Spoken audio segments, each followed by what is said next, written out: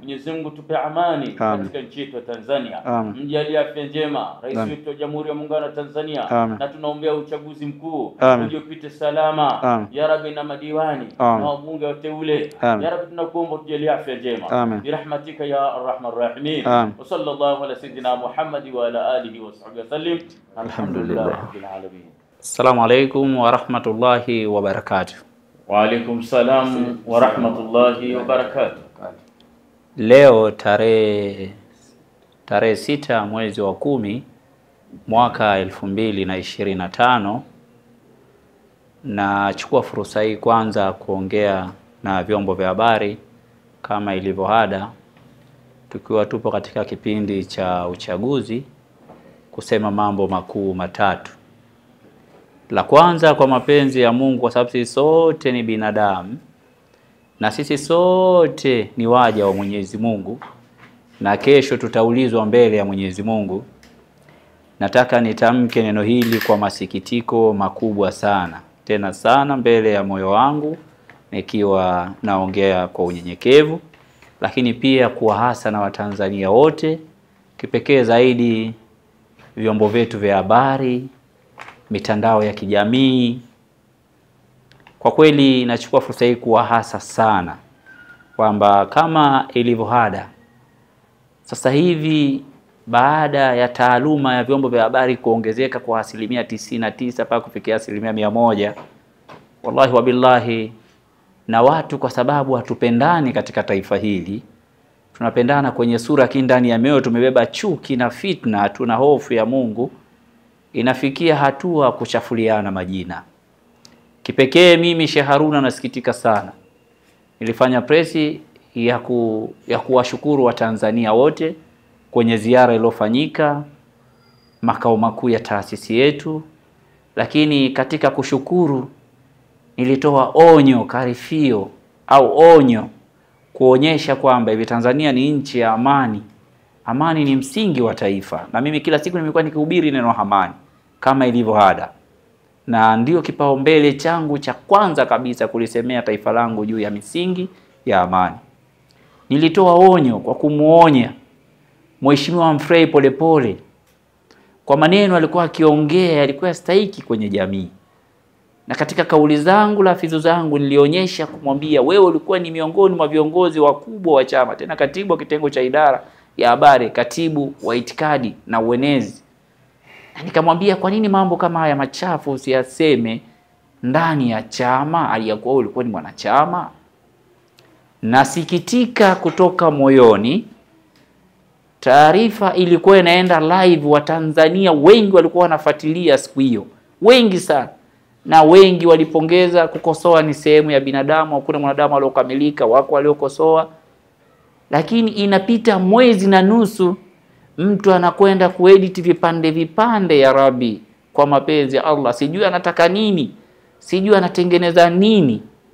Hii yote nilikuwa nikiongea, leo inakwenda kutimia. Nilikuwa nikiongea watu waache kuwanenea machafu viongozi wetu, lakini leo paka mashehe. Sasa leo wanafanya kwa Sheikh Haruna, kesho watafanya kwa padri, watafanya kwa mchungaji, watafanya kwa nani. Hii inakuwa sio sifa nzuri. Kiukweli nimekuja kukemea jambo hili na kuonyesha kwamba si jambo zuri katika taifa letu, na hasa kwa upande wangu limeniumiza sana sana watu kuedit kitu ambacho kimepita zaidi ya mwezi na siku, alafu wanapeleka kwenye mitandao ya kijamii kusema kwamba Sheikh Haruna muunga mkono Humphrey Polepole. Mimi ni muunga mkono Humphrey Polepole? Mimi ambaye kila siku nasema swala la amani. Mimi nilichomwambia Humphrey Polepole, nilimwambia kauli zake hazistahiki kuongea kwenye media. Nikamwambia anastahiki kurudi kujitambua, alikuwa ni mwanachama, alafu alikuwa ndani ya Chama cha Mapinduzi. Kama kuna jambo baya alikuwa anastahili kulisema ndani ya chama. Na nikazidi kumuonya kwamba hata sasa hana haki kabisa ya kueleza kero zake ndani ya chama, kuliko kwenda kuongea public na Watanzania zaidi ya milioni 60. Anaamanisha nini? Sisi tunataka amani, na ndio kauli mbiu ya viongozi wa dini. Tunataka amani, na amani ni tunu ya taifa. Ni sawasawa na embe, ni sawasawa na yai. Yai ukilidondosha likipasuka, wallahi halirudi tena kuitwa yai, hilo linakuwa limesha kwisha. Maana yangu ni kwamba hivi amani hii tuliobarikiwa wa Tanzania lazima tuna haki ya kuilinda kwa wivu mkubwa sana. Lakini pia nawaomba waandishi wa habari wote Tanzania wafanye kazi zao kwa uadilifu mkubwa. Kuna wakati unaweza kujiuliza, huyu kasomea wapi? Anatengeneza vitu ambavyo vileti faida kwenye jamii, ila analeta mpasuko. BASATA wapo. Vitu kama hivi waangalie kwa 99%. Nataka niwaombe wa Tanzania wote. Kwanza, sasa hivi tunapoongea, leo ni tarehe 6. Tunakwenda kwenye kipindi cha uchaguzi. Tunakwenda kupiga kura tarehe 29 Oktoba, mwezi wa 10. Niombe wa Tanzania tuimbe neno la amani. Tuimbe wimbo wa amani. Ningiomba. Na kipekee zaidi kwa unyenyekevu na kwa uadilifu mkubwa. Mimi sio mkamilifu, Mungu pekee na mtume ndo mkamilifu na mabwana wakubwa. Na waomba wa Tanzania wote tusidanganywe. Tukapotoshwa, tukaingia katika fikra ambazo sisi hatuna. Yaani kuna fikra unaweza kumjengea mtoto akaenda kuifanya ikawa sio. Niwaombe wa Tanzania, niwaombe sana tulinde amani, na hii amani tuilinde kwa nguvu kubwa. Kama ilivyo ada, nimetembea zaidi ya mikoa 16, 17 hivi sasa kusema neno la amani na kuwaambia wa Tanzania uchaguzi upo na utaendelea kuwepo, lakini baada ya uchaguzi kuna maisha. Tusitoliane kauli chafu, lugha chafu. Leo unakuta mtu anatukana kwenye mitandao, wallahi haistahiki kwenye jamii. Najiuliza kwa nini mtu anafanya hivi? Na ninataka niwaombe wa Tanzania, kale ka clip kanakotembea kwenye mitandao wakaache, wakapuuzie kabisa. Mimi Sheikh Haruna, kauli yangu kila siku ni kusema swala la amani. Na nitazidi kusema swala la amani. Na nitazidi kuwalinda viongozi wangu wote wa nchi na mashehe wangu wote, kusema sikubali kuona shehe akitukano kwenye mitandao, na sikubali kuona viongozi wa nchi wakitukano kwenye mitandao. Panapofikia nikiona kweli mtu anatoa kauli hiyo, na mimi sitarudi nyuma, tasimama kuonyesha kwamba hili alimpendezi Mungu, hili linampendeza Mungu. Jambo la mwisho ninalomalizia baada ya kuomba radhi na kukanusha hiyo clip inayotembea kwenye mitandao, narudia kutamka wa Tanzania tujitokeze kwa wingi. Kuna kauli zinapita ambazo sio kauli nzuri. Haki yako ni haki ya msingi sana. Uilinde. Kwanza ulinde utu wako, thamani yako wewe kama wewe, ujijue ni nani na utu wako. Narudia mara ya pili. Tarehe 29 ni siku ya kwenda kupiga kura. Kuna watu wanawadanganya watu kwamba wasiende kupiga kura, warudi nyuma. Niwaombe kwa unyenyekevu kama kiongozi wa dini. Tena inawezekana nisijiite kwa heshima kubwa kiongozi wa dini. Niwaombe wa Tanzania tujinyenyekeze mbele za Mungu. Tuende tukatekeleze hili tukiwa na hofu ya Mungu, kwamba haki yako unapoiacha ikapotea, wallahi utajutia. Maana yangu, una haki ya kwenda kumpigia kiongozi wako ili kesho upate sababu ya kumuuliza maswali. Sasa usipotekeleza hilo, kesho utamuuliza kwamba hospitali yetu haina dawa. Wewe ulifanya hivyo? Haujafanya. Kwa hiyo niombe wa Tanzania, hizi kauli za upotoshaji kwamba tusijitokeze kupiga kura tarehe 29 tuziache, na hizi kauli zinazoenea kwenye mitandao sio tutajitokeza, sio kufanya hivi na hivi, wallahi wabillahi na waomba wa Tanzania wote kwa hofu ya Mungu, tena kwa unyenyekevu mbele za Allah tabaraka wa taala, waziache. Tanzania tunataka amani. Amani ndo msingi wa taifa letu. Na narudia kusema, mtu yoyote atakayevuruga amani hii, na imani kwamba atajutia, kwa sababu amani hii iliasisiwa na viongozi kaza wa kaza. Na la mwisho nataka nioliongee tena kwa kutoa kama vile taarifa, na taarifa hii ichukuliwe kama jinsi ilivyo. Ndugu zangu, cheo ni zamana. Hii ni taarifa inaitwa cheo ni zamana. Unaweza ukatumia maneno machafu kumchafua Sheikh Haruna kwa kuona kwamba kwa nini amechaguliwa kuwa kiongozi fulani, watasema hili inaitwa husda, inaitwa shari, kumtengenezea mtu shari au kumtengenezea ajali. Yaani ukamtengenezea vitimbwi vya kila aina kumchafua CV yake.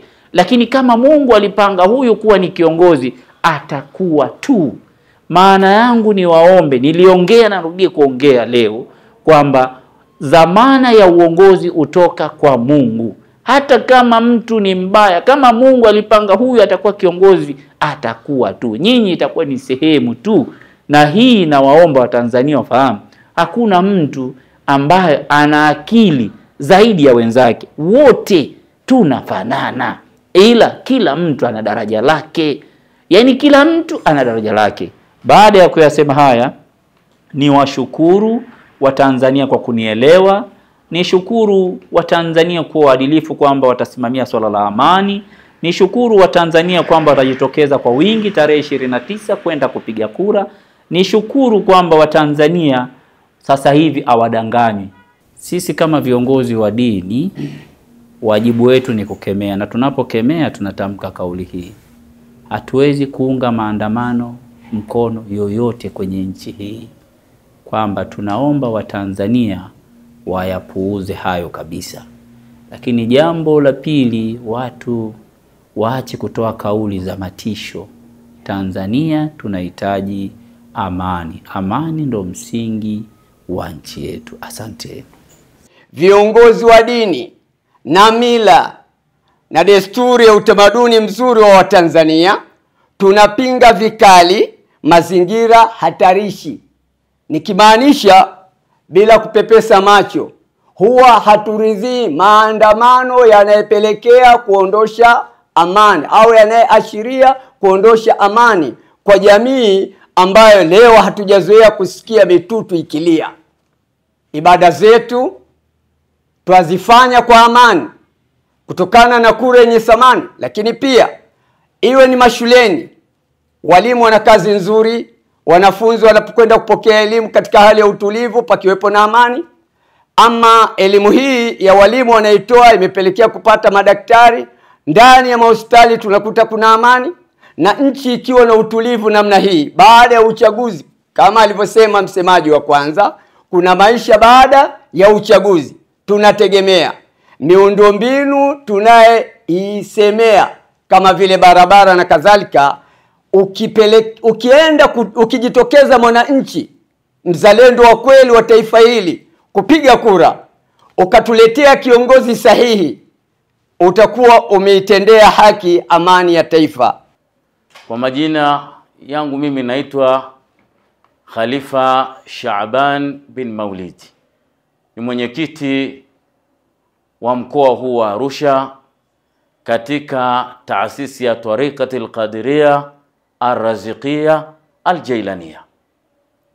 Ndugu zangu waandishi wa habari, napenda kutoa shukurani za dhati kwenye serikali hii yenye uadilifu mkubwa, nchi hii yenye amani.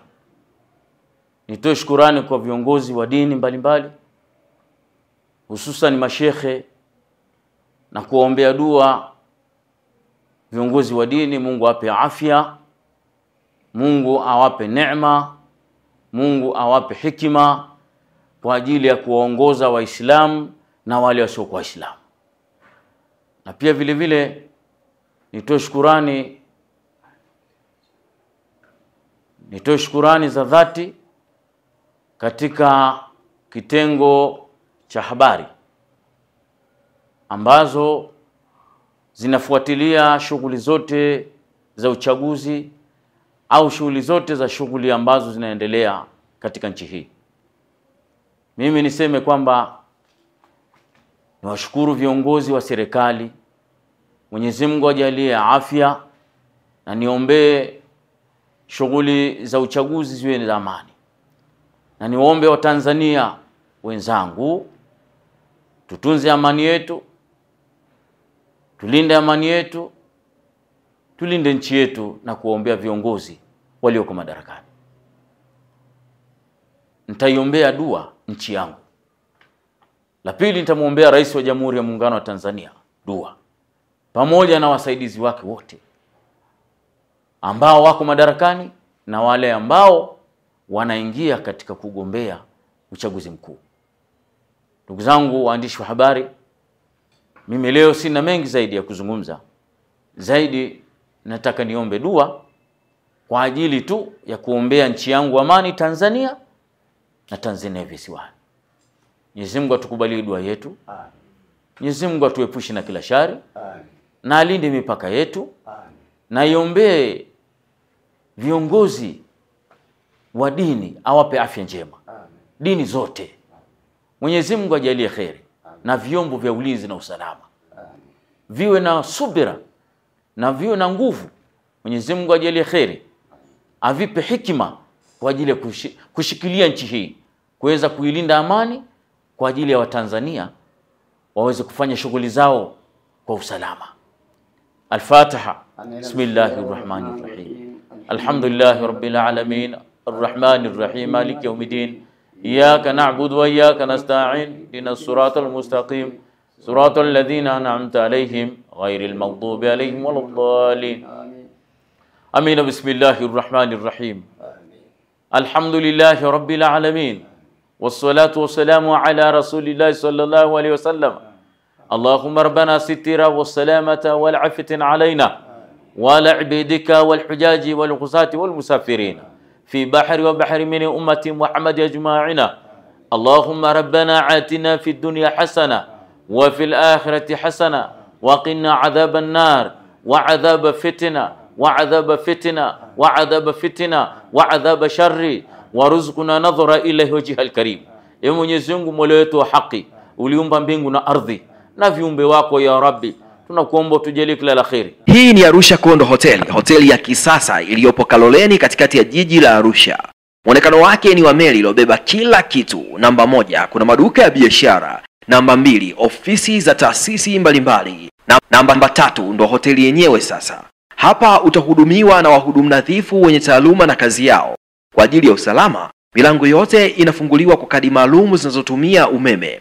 Ukiwa ndani ya hoteli, unaweza kuona mji wa Arusha vizuri na kupata upepo mwanana kutoka katika vilima vya Mlima Meru. Kuna sehemu tulivu kwa ajili ya kupata chakula kizuri kilichopikwa hapa kutokana na oda yako. Arusha Kondo Hotel inakukaribisha kuja kupumzika hapa. Kwa mawasiliano zaidi, arushakondohotel@gmail.com. Simu 0747 705 090 na 0676 705 090.